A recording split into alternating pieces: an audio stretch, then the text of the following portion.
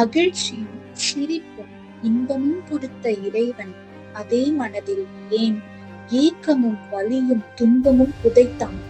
தன் முயற்சிக்கு அப்பால் இயற்கையால் மட்டுமே நிகழக்கூடிய ஒன்றுக்காக ஏங்கி தவிக்கும் மனசுமையை ஏன் கொடுத்தான் இறைவன்? மனதை பிழியும் அவளின் வேதனை அவளை தவிர புரிந்தவர் எவரும் இல்லை. வேதனை கடலை கடக்க அவள் செய்த இறுதி முயற்சியே கவிதை.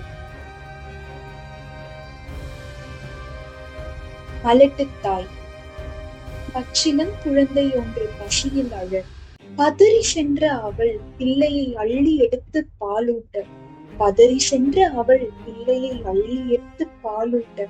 இணங்கிக் கொண்டே சின்ன இதழ்கள் கொட்டி குடிக்கின்றன.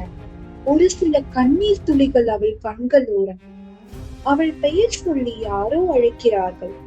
மூடிய கண்கள் திறக்க தூக்கத்தில் ஏன் கண்களில் கண்ணீர் வழிகிறது? இதோ அம்மா வந்துட்டேன் என ஏன் அலறினாய்? ஏதேனும் கனவு கண்டாயா என்றது அந்த குரல்.